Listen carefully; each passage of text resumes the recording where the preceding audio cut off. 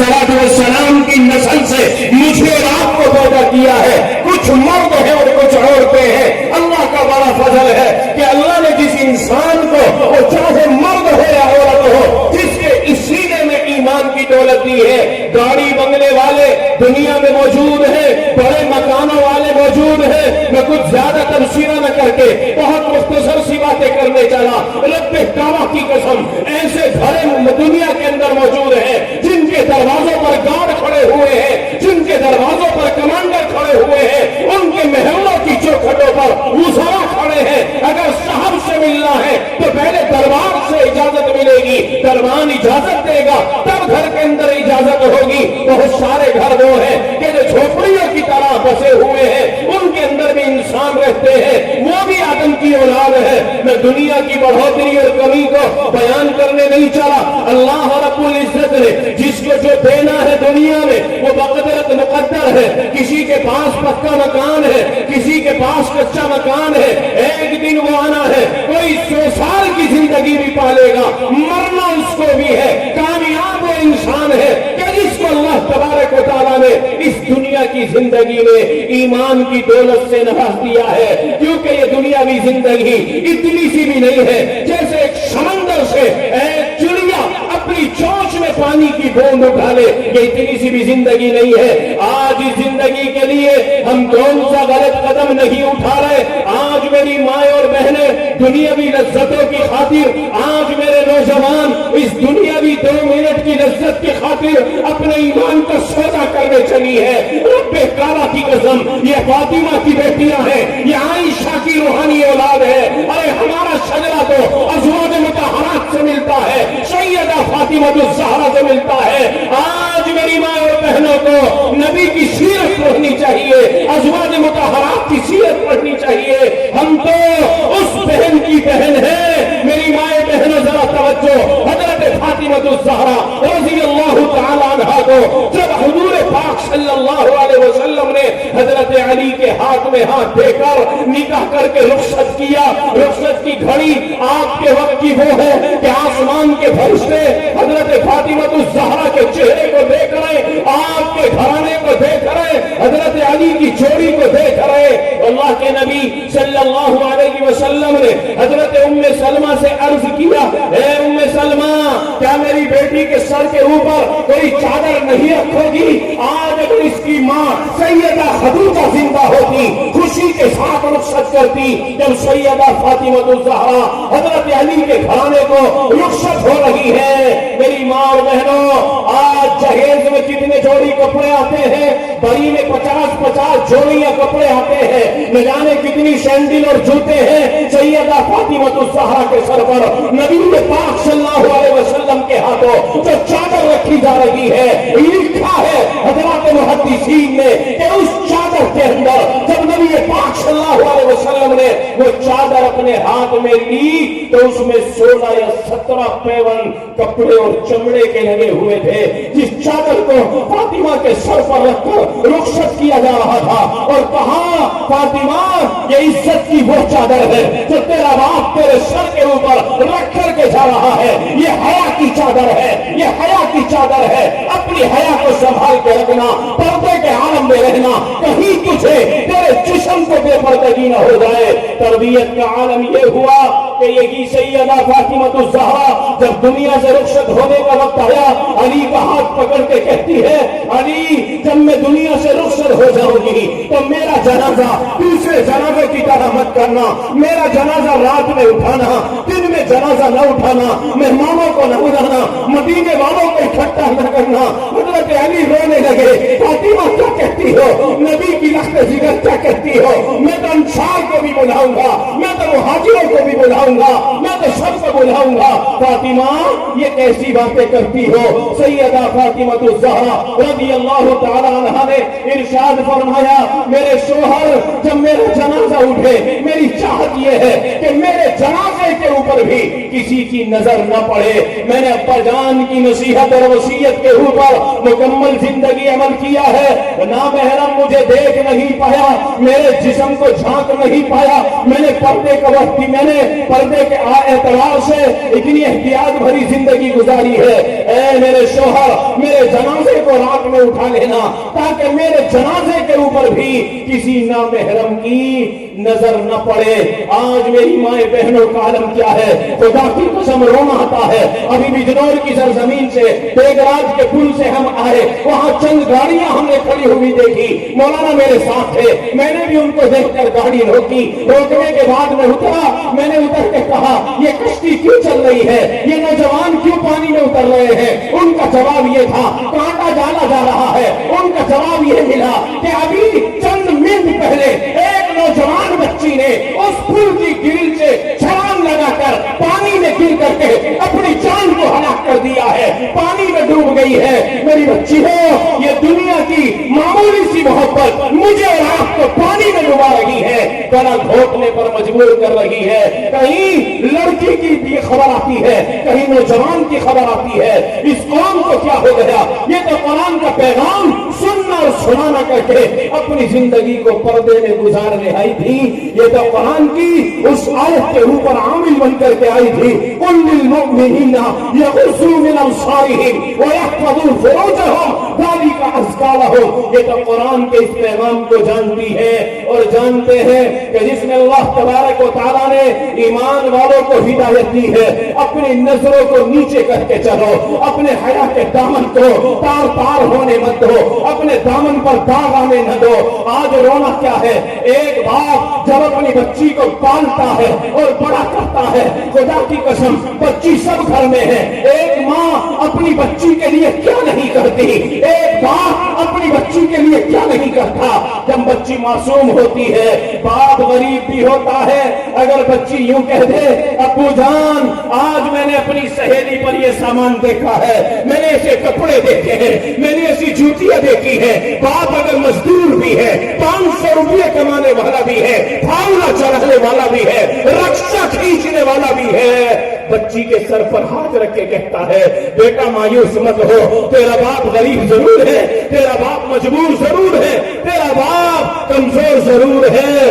میرے بھائی میری ماں اور بہنوں اور میرے نوجوانوں، وہ باپ اپنی بچی کو فریاد کو سن کر بے چین ہو جاتا ہے، چاہے اس کو صبح سے شام تک مزدوری کر کے اتنی ہی رقم حاصل ہو کہ جو بچی کی تمنا پوری ہو سکے، اس سامان کو لا کر بچی کے حوالے کرتا ہے، لے میری بیٹی تو نے اس رنگ کا فروک مانگا، تو نے ایسی سینڈلوں کا سوال کیا، تو نے ایسے بستے کا سوال کیا، تو نے ایسے بیگ کا سوال کیا، تو نے ایسی پھلیا کا سوال کیا، نہیں یہ تیرا سامان آ گیا۔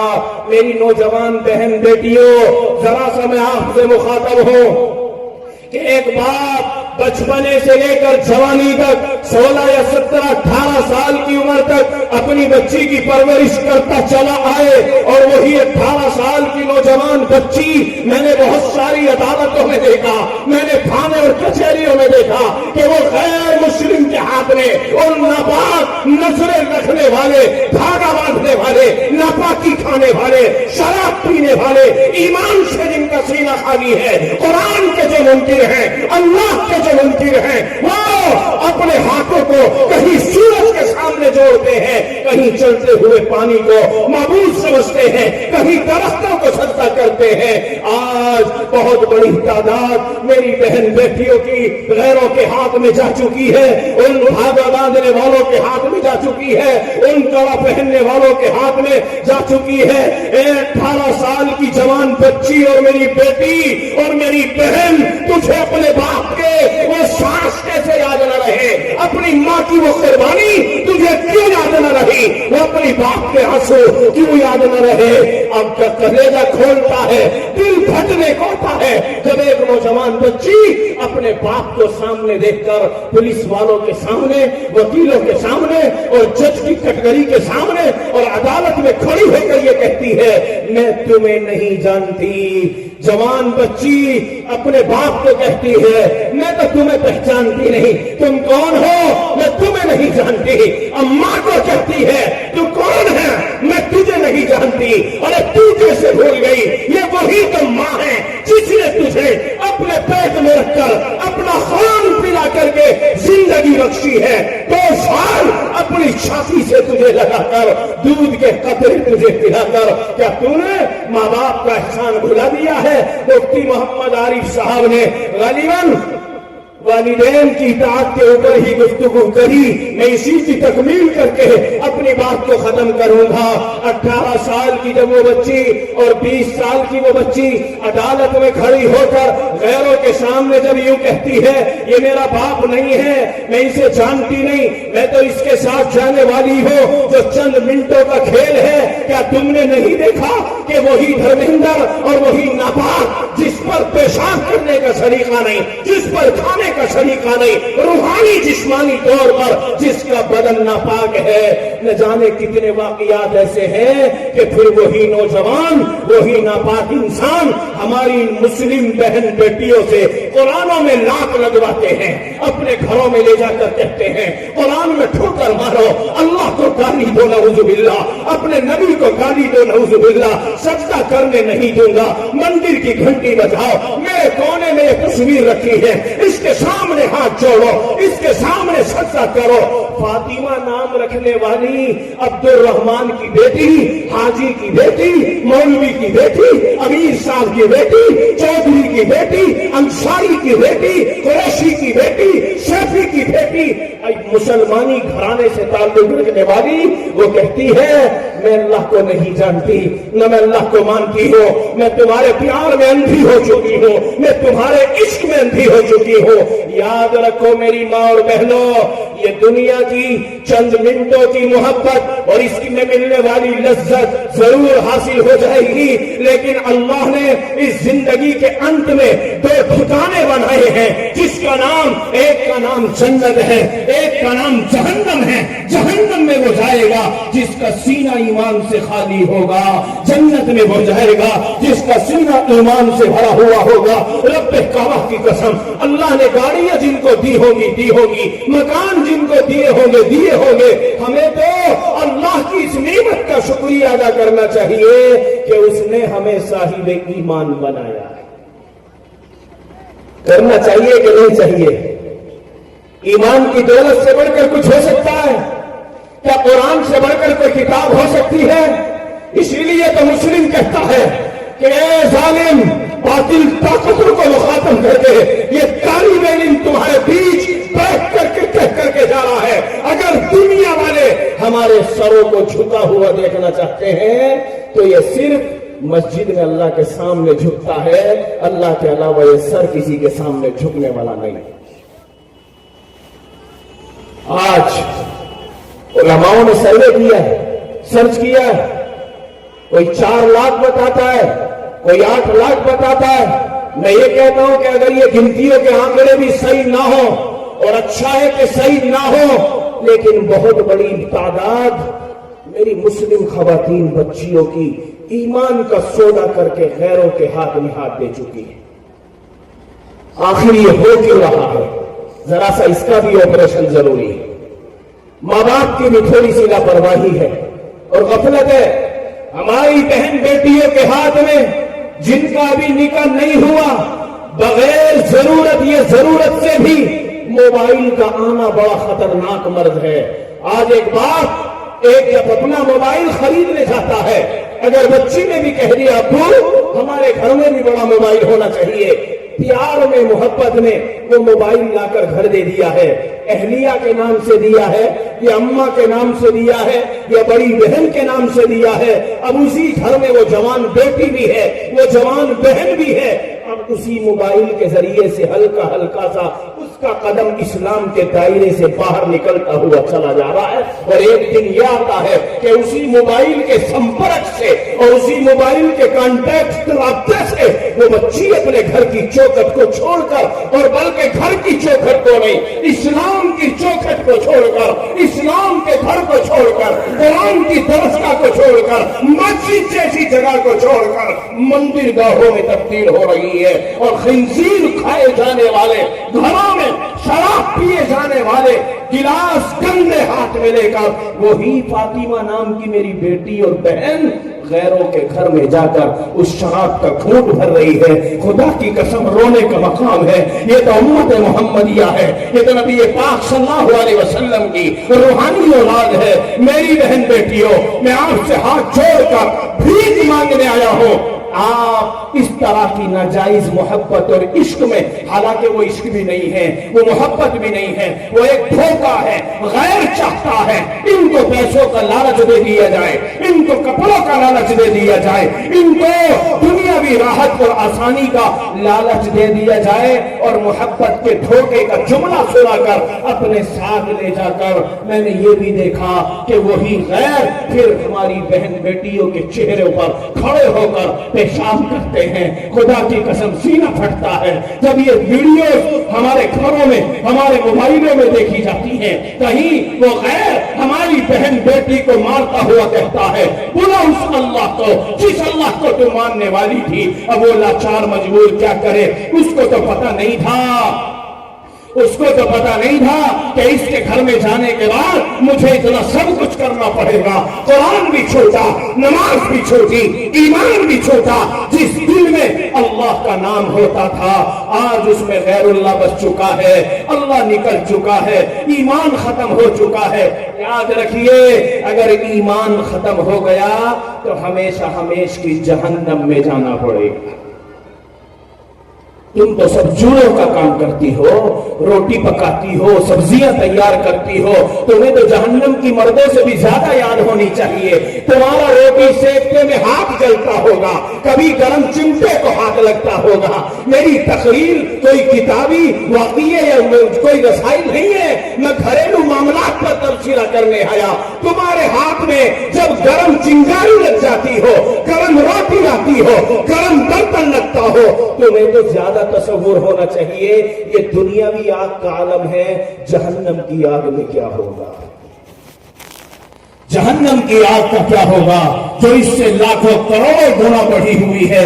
ये दुनिया की आग तो जहन्नम की आग के मुकाबले में मामूली सी हैसियत रखती है। मैं खुदा घर के जिम्मेदारों से अपील कर रहा हूं, अपनी बहन बेटियों को ऐसे स्कूल कॉलेजों में जाने से बिल्कुल रोक दीजिए। उलमा इसमें पहले गुंजाइश छोड़ते थे, नहीं कॉलेज में भेजो, स्कूलों में भेजो।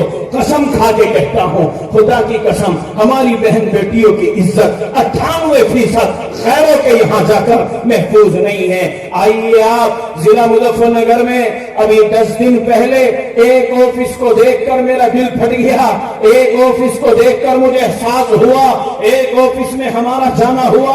अंसारी कौम से ताल्लुक रखने वाली एक मेरी बहन, नाम नहीं खोलूंगा, महल्ले का तस्करा भी नहीं करूंगा, लेकिन इबरत के तौर पे कहने आया हूं कि उस ऑफिस में जब हम गए तो एक के हाथ में लड़के के कड़ा है, एक के हाथ पर निशान बना हुआ है, एक के गले में जंजीर है, एक के हाथ में धागा है। देखने से ही पता चल गया इनमें कोई सलीम नहीं है, इनमें कोई अब्दुल रहमान नहीं है, इनमें कोई अब्दुल रहीम नहीं है। ये सारे के सारे ईमान से कोड़े हैं, अबू जहल की औलाद है। ये यहूदियों के नक्शे कदम पर चलने वाली उनकी रूहानी नस्ल है। और जब देखा कि कंप्यूटर बैठने वाली, बटन दबाकर अपने कंप्यूटर और सिस्टम को चलाने वाली वो एक इस्लामी घराने से मुस्लिम बच्ची उस कंप्यूटर सिस्टम पे बैठी है। जब हमने पूछा नाम क्या है, मुस्कान नाम बताया।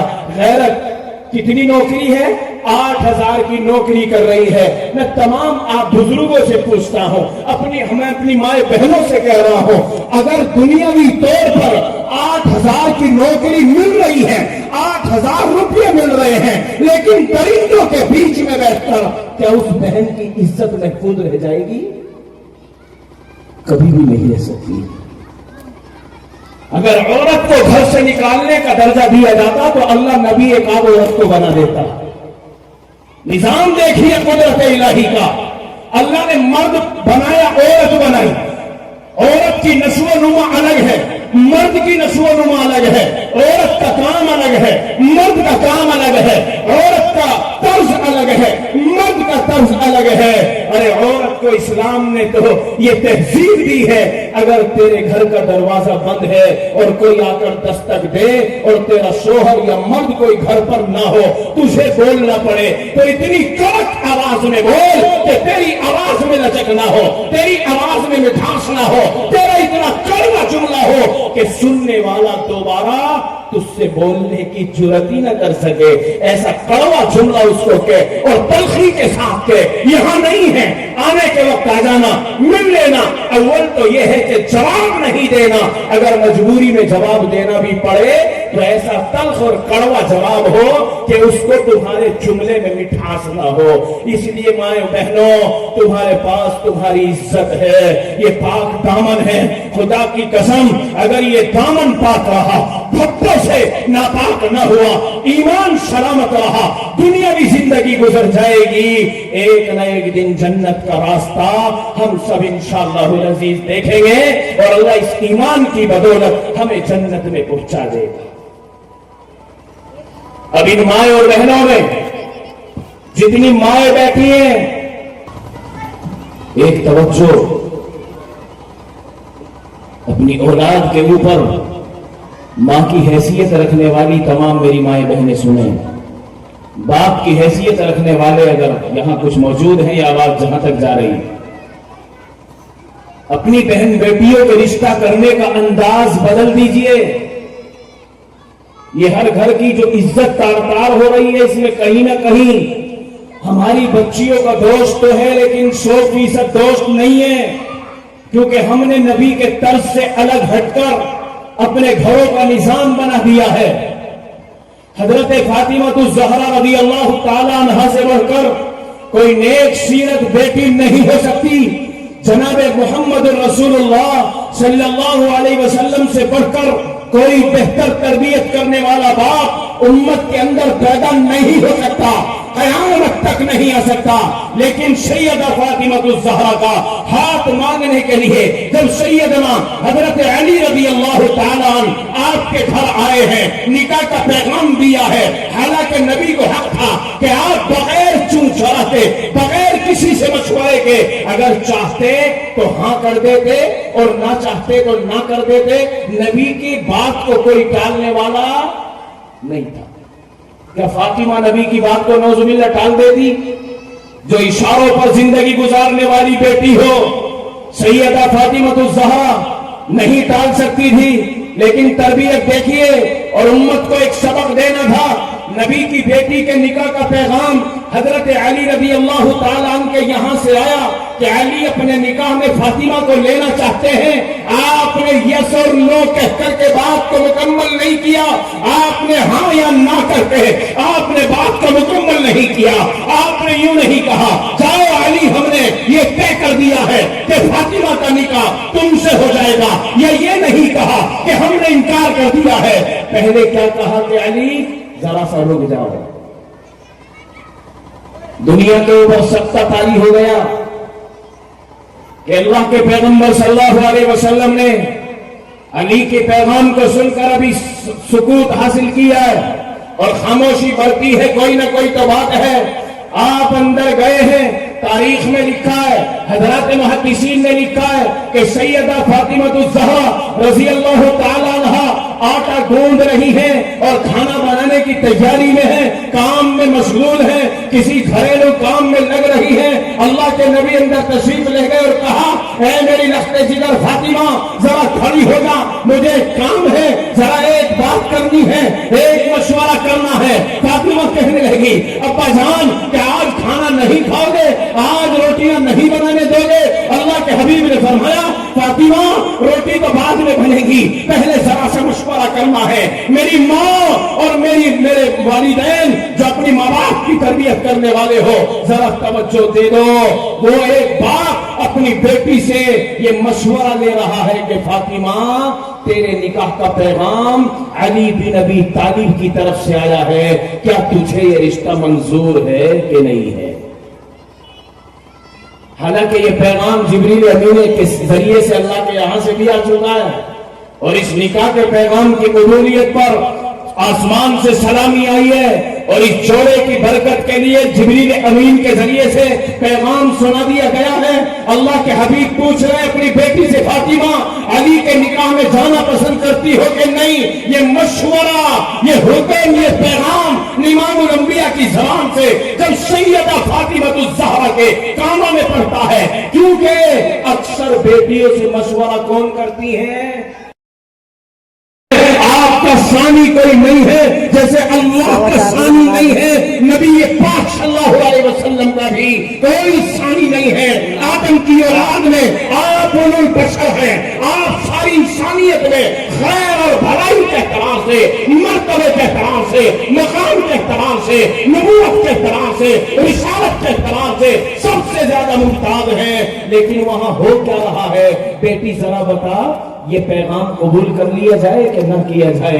اتنا سننا تھا کہ وہ حیادار بیٹی، وہ عزت دار بیٹی آنکھوں سے آنسو برسانے لگی، اس کی آنکھوں سے موتیوں جیسے آنسو ٹپکنے لگے اور کہنے لگے، ابا جان آپ میرے سے کیوں پوچھ رہے ہیں؟ کیا فاطمہ تمہارے سامنے کھڑے ہو کر یوں کہے گی کہ میں علی کے نکاح میں جانا چاہتی ہوں؟ کیا فاطمہ آپ کے سامنے کھڑی ہو کر یہ کہے گی میں علی کے نکاح میں جانا نہیں چاہتی؟ ابا جان آپ مجھے حکم دے رہے ہیں یا مشورہ دے رہے ہیں؟ ابا جان نے کہا، بیٹی اگر تیرے سر کے اوپر تیری ماں کا سایہ ہوتا، اگر سیدہ خدیجہ الکبریٰ آج زندہ ہوتی جو ہماری روحانی ماں ہے، اگر سیدہ خدیجہ الکبریٰ جو تیری سگی ماں ہے اگر وہ زندہ ہوتی تو اس کو یہ حق تھا آج اس بات کو وہ تجھ سے پوچھتی۔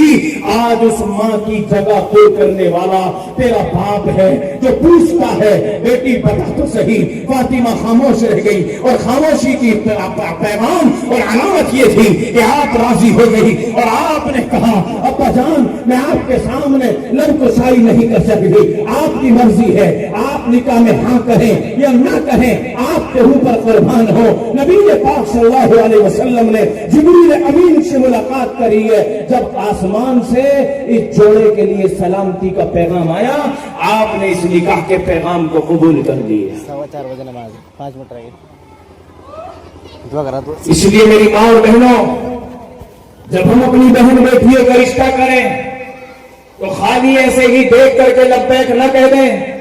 اپنی جوان بیٹی سے بڑی بہن کے ذریعے یا بھابھی کے ذریعے، چچی کے ذریعے، تایا جان کے ذریعے بیٹی سے مشورہ لے لیجئے۔